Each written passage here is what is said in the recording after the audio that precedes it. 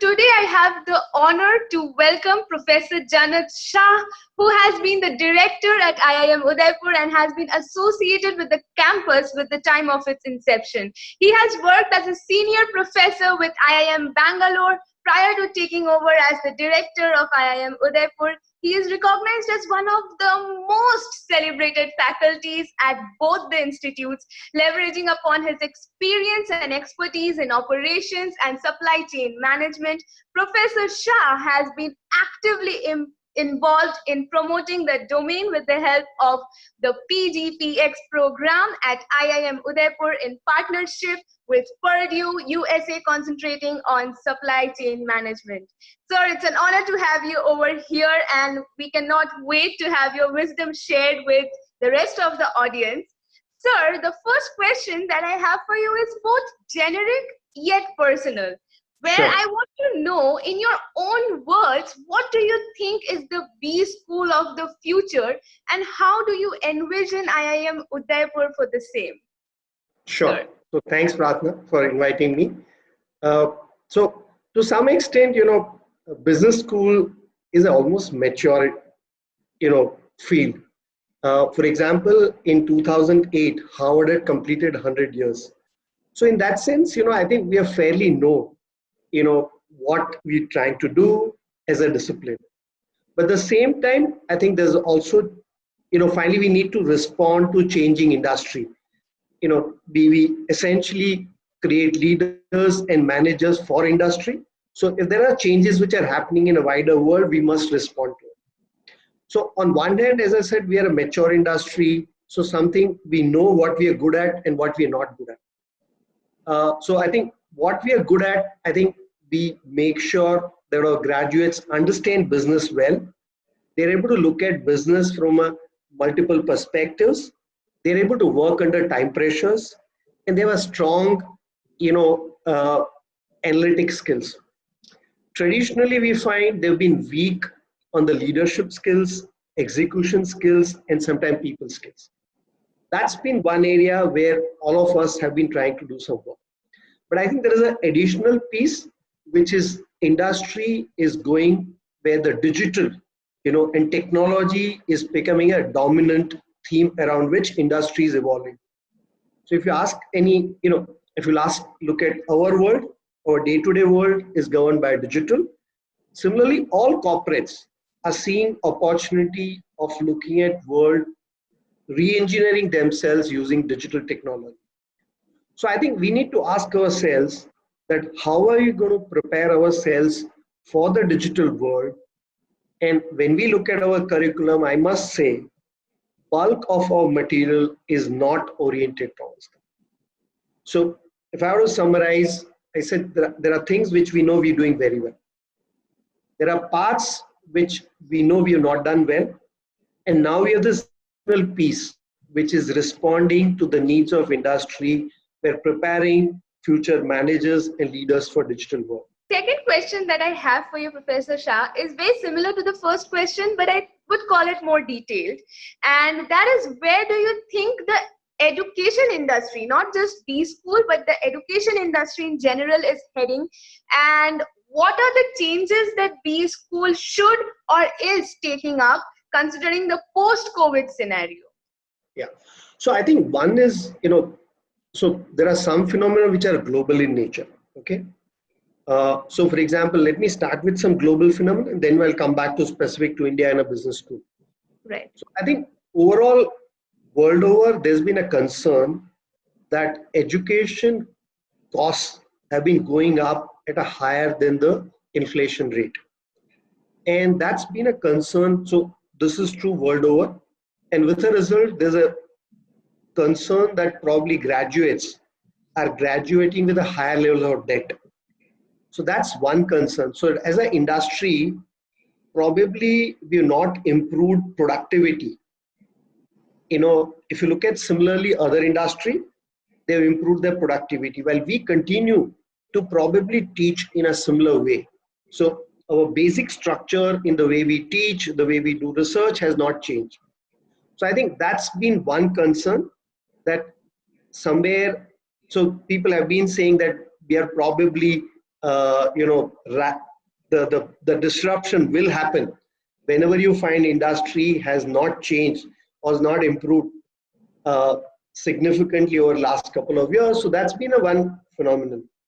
Second, when it comes to specifically business, it's an interesting trend that globally, the here I'm talking about much more in the US and Western Europe, that number of applications for MBA program actually have been coming down.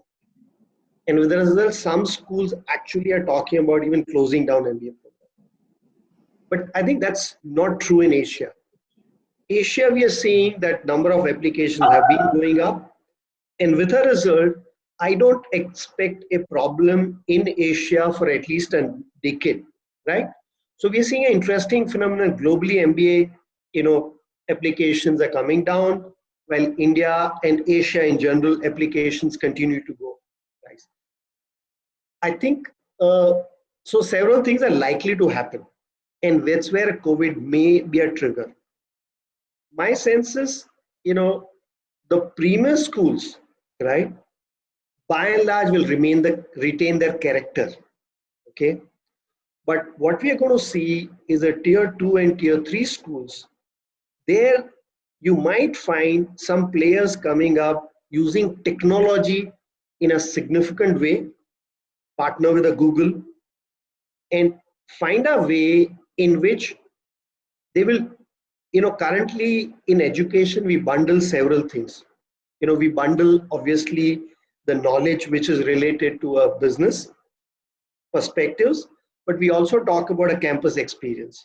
We also talk about networking, right?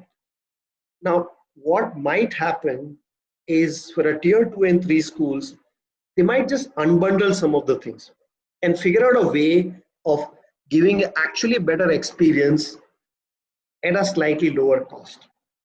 But my sense is when it comes to premier institution, and I'm hoping we will be in that list, Absolutely. continue to remain relevant, right? And I don't think, the technology per se is going to disrupt us. That's my view.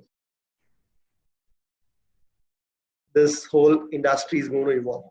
So, sir, we started with B School. We now focused on the whole global aspect. But now we are going to focus on IIM Udaipur only. And that brings me to the third question. And that is, what do you feel is IIM Udaipur's USP because of which a student would actually join the institute? Okay, so I would say I think we have an advantage of being a new institution.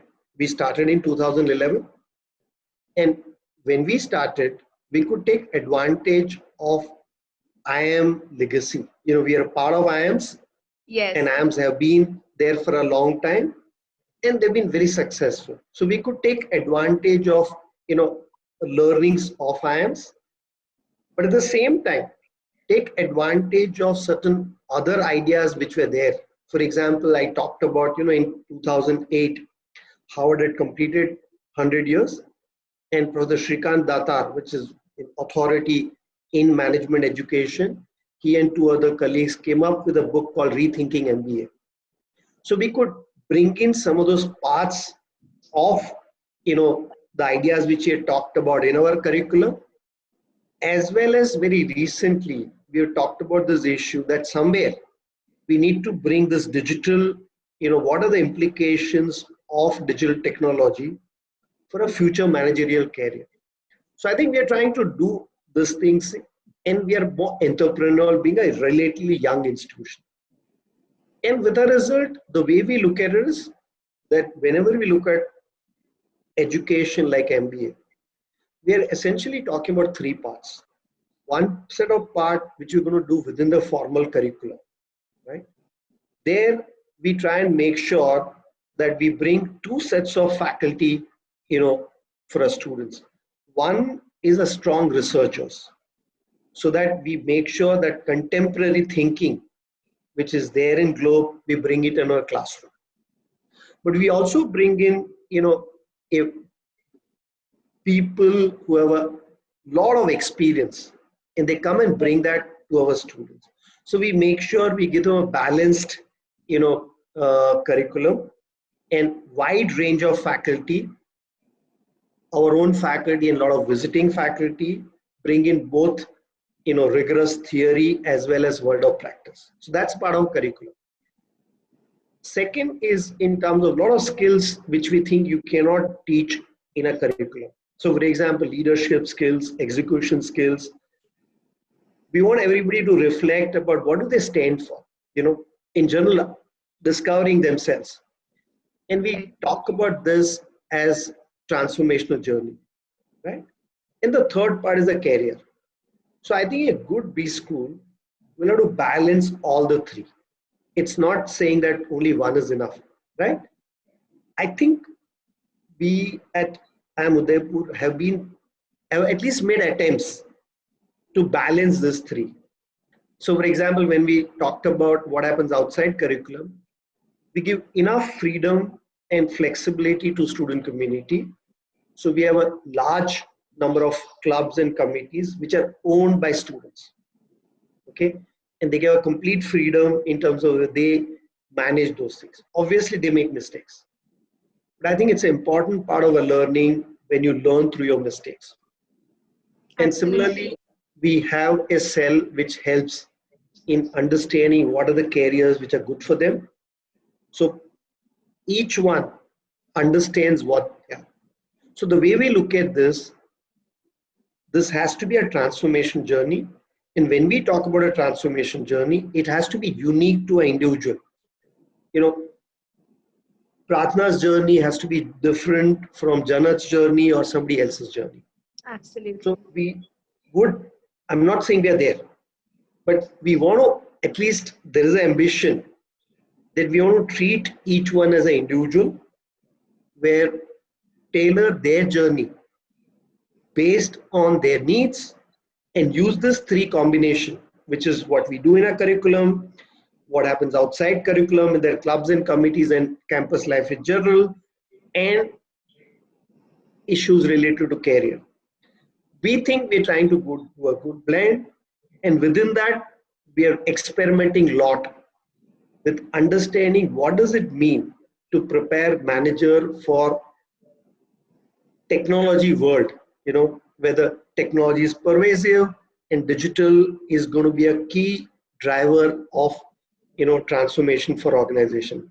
So I think we try to do a lot of these exciting things, and which makes us hopefully exciting place for a student. And for us, student remains a center. So we do try and bring student centricity in whatever we do. I don't know, does that answer your question?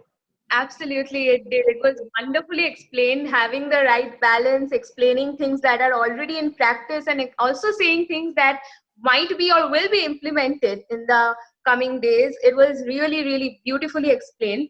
Now, coming to the next question, Professor Shah, that is COVID-19 has created a havoc. Okay. Yes. And it has forced universities not only across India but across the world to actually suspend physical classroom and shift to the online mode of teaching. Now, do you think that e-learning can someday replace traditional classrooms? No, I think everybody, all of us, as you rightly say, all over the world, right? We're forced to grapple with this particular issue. Right. So obviously, in a short run, we did go online, right? But luckily, I think in India we had the advantage that there was a internship break, which gave a time for institution to prepare themselves. So we have spent fair amount of time preparing ourselves in terms of what does it mean to a faculty, how do you make online classes more effective. So but at the same time, it has also forced us to ask some hard questions. Why does student need to be in campus? Why does student need to be physically in a class? And I think it has helped us understand these issues better. And at the end of a reflection, we realized that for us at IIM Udaipur, the campus and class where physically faculty and student can interact with them will remain a core part of IIM Udaipur. Okay, so we don't see that changing. But I think what has happened is in the process, we also discovered certain positive aspects of online learning, which we can blend with our current way of working and actually make our education richer. So we're not looking at this as way of replacing, saying, can we replace our current way of working, the way we impart education, the student experience, can we replace with the e-learning?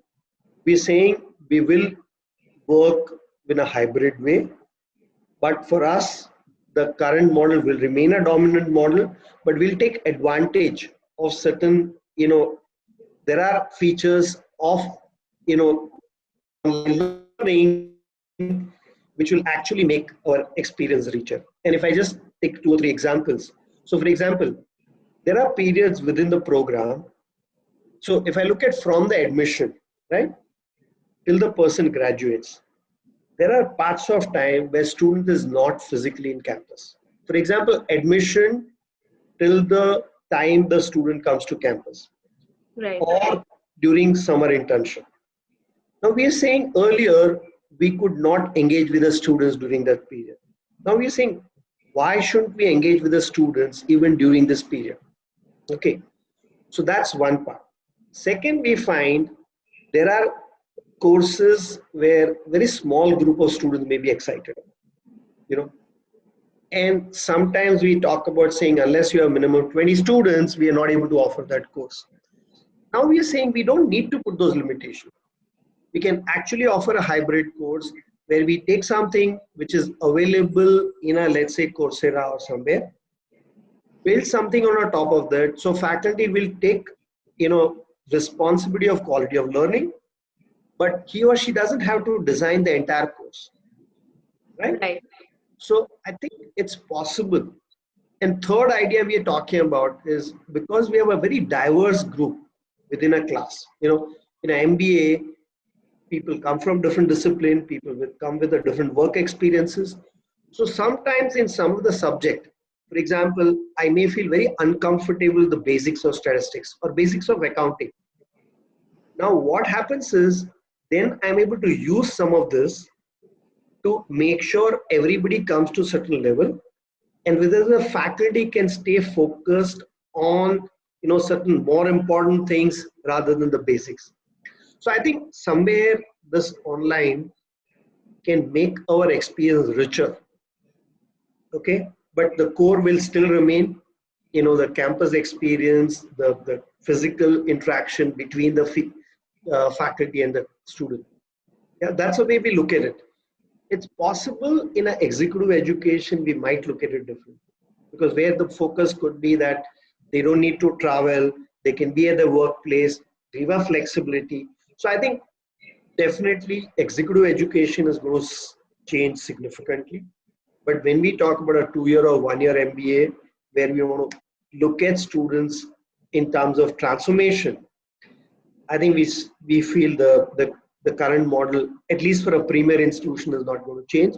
They will use this to make it richer. Right. And I personally feel that for both the student and the teacher, nothing can replace the campus experience, the classroom experience, the face-to-face interaction altogether. Okay, At so least for we the like to believe so. I agree with you, but let's see. It'll be also interesting to see different models develop. right, It's absolutely. healthy for everybody. If the idea which I was talking about, that somebody will unbundle things, somebody like technology player would come in and say, I would offer the probably not same but similar experience somewhere at a significantly lower cost, and if it shakes up all of us, I think it'll be good for all of us. Definitely good for students. It's all about discovering the better aspects through this. All that we are facing right now. Okay, so for the next question, even though the next question is already partially answered by you in the previous, the answer for your previous question, but I would still ask that, and that is how is IIM Udaipur actually using technology to impart education to its students?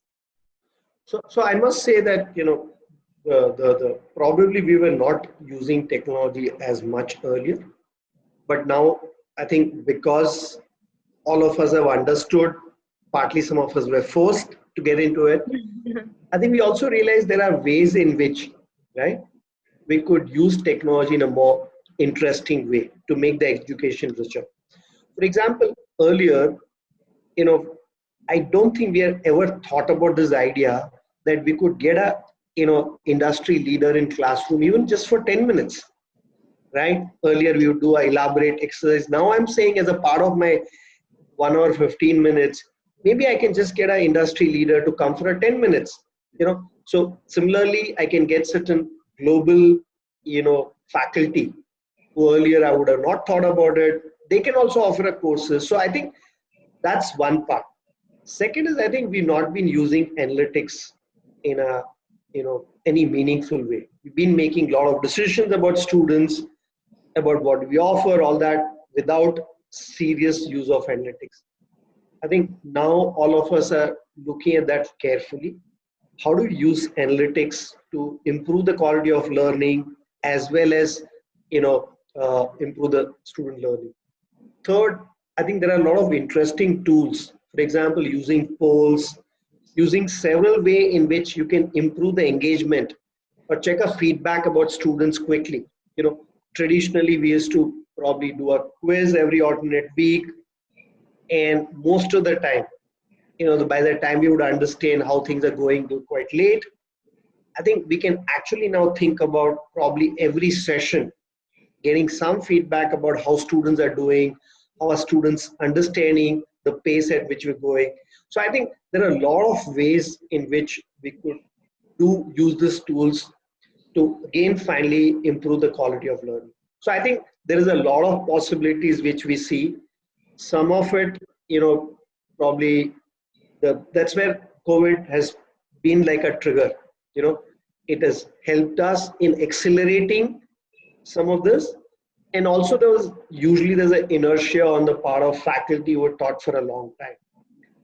I think this made sure that all of us were forced to look at these issues, and in the process, I think students would be better off, institutions would be better off. So in that sense, I think it's been something good for all of us. I think you perfectly threw light on the silver lining of the whole situation over here. The last question that I have for you, Professor Shah, is very, very important, and that is any advice or piece of wisdom that you would like to share and provide to the MBA aspirants. Sure. So I think my answer is not going to change probably from what I've been talking about these issues. But I think it's become more relevant during this period. Okay. I think this idea that if you're investing your 2 years of life, one of the most important years of your life, if you're investing it, make sure you get best out of it. I mean, one is a financial investment, but I think to me more important is your 2 years of your life. So I think this whole idea that I should be able to look at the education not just from a first job perspective. I think unfortunately, a lot of students get obsessed about my first placement. And it's so interesting to look at the data that a lot of them actually leave that job quickly. So I think this whole idea that I'm investing this whole 2 years of my important part of life to, look at this learning, which is going to be good for me for quite some time. Right. And I need to recognize that I would be working at jobs which are probably not there today. So I don't even know what kind of jobs I would be doing 5 years from now. But if I have developed certain critical skills, for example, problem solving, working with the people, team building, right? The design thinking, a lot of those skills, right, are going to remain important in a digital world, whatever kind of industry you work with. So the key part is, do I have developed this capability to learn, all along? So my request to, anybody who's entering this is to look at it from a long-term investment. I think you're short charging yourself if you only look at the first job, right? And point is, if you're going to invest in yourself, the placement is going to be outcome, right? Rather than focusing so much on placement, so that at the end of it, you got probably your dream placement, but you didn't invest in yourself, which would carry for a subsequent time period. So I think it's important to choose a school which matches with your interest, do fair amount of research, but key part is look at this as an investment in yourself. And that is more important during this period, because many people are not going to get the jobs they would have liked to, right? But I don't think, any of this is going to go waste. If you're invested in yourself, and finally, when you are investing in education, you're betting on future of society. So only if you are positive that we're going to bounce back as a society, right? Especially for a country like India, which is a young country, we're going to do finally well. So I think it's important that you're preparing yourself for that, right? Okay, so don't get disheartened that it's possible when you graduate, we may not have, all of us keep questioning about whether recovery is going to be U recovery or a J or whatever. I think the idea that recovery is going to happen, right? And you're investing, that's the only reason you're investing in education and investing yourself. So make sure you're preparing for that future rather than point at which you graduate. To me, that's advice I would give. And don't get so obsessed about, the jobs. As long as you invest in yourself, pick up right skills, outcome has to happen. So developing that confidence in yourself is going to be important part. And that's where, to me, I go back to that. How do we make sure this journey becomes a transformation journey, where in the process they discover themselves about what do they stand for, what do they look for in life, and that guides them. They have the North Star which will guide them in journey ahead. I think that advice was not only relevant for the MBA aspirants, but for the youth of our country in general, that you will be reaping what you're sowing. And it's very important to look at the bigger picture at the end of the day. Thank you so much, Professor Shah, for sharing your wisdom with all of us. We would love to have you back once again. Thank you so much for giving us the time and sharing your piece of advices and wisdom with us. Thank you. Thank you, Pratna. It was wonderful talking to you. Look forward to doing that again. Absolutely. All the best.